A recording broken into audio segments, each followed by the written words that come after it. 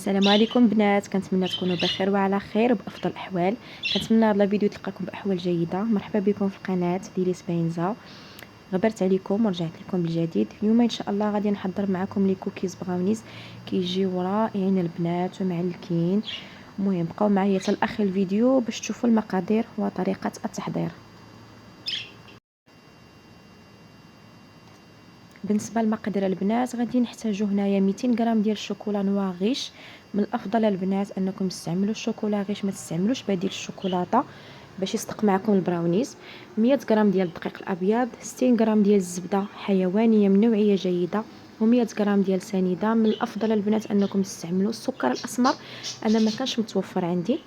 جوج بيضات، و80 غرام ديال لي بيبيتو شوكولا، وعندي قبصه ديال الملحه، وعندي ساشي هنا عفوا عندي هنايا الفاني غبره. تقدروا تستعملوا ساشي ديال الفاني او تستعملوا النكهه ديال القهوه حتى هي كتجي زوينه بهم.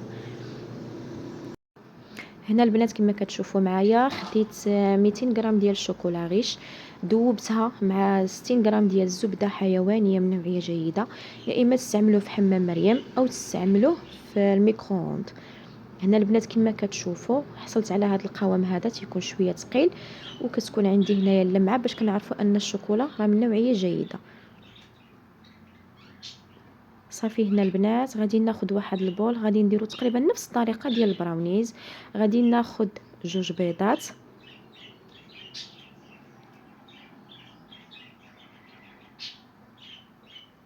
غادي نضيف عليهم 100 غرام ديال السكر سنيده.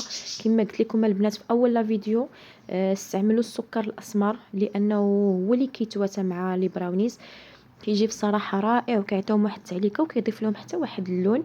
انا ما كانش متوفر عندي ما لقيتوش عند السيد اللي كيبيع لوازم الحلويات، فصافي عوضته بهذا السكر سنيده العاديه. درت واحد راس معلقه صغيره ديال الفانيلا، ودرت معاهم قبيصه ديال الملحه. صافي غادي نطرب البيض مزيان مع سنيده حتى كنحصل على واحد القوام يكون ابيض.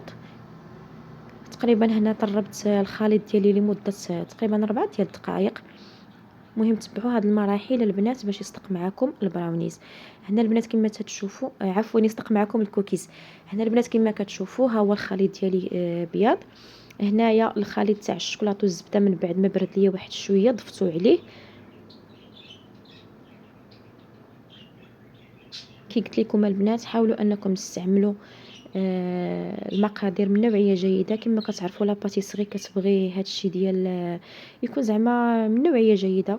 ما نديروش بديل الشوكولاته حيت اي حاجه ما غاديش تصدق لينا الا درنا البديل. صافي هنا من بعد ما خلطت تقدروا تستعملوا غير الفوي، ما تحتاجوش انكم ديروا الطراب. صافي هنا غادي ناخذ الغربال وغادي نضيف عليه الدقيق. وهنا سمحوا لي البنات ما ذكرتش لكم في الاول الخماره، درت تقريبا معلقه صغيره ديال الخماره.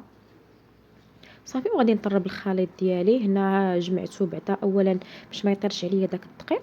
صافي وطربته واحد شويه. وكما قلت لكم تقدروا تستغناو على الباتور تستعملوا غير الفوي فقط. انا غادي نخلطو غير واحد شويه غير باش يتجانس ليا الخليط. صافي وغادي نحيد وغادي نستعمل سباتولا باش نجمع الخليط ديالي من الجناب.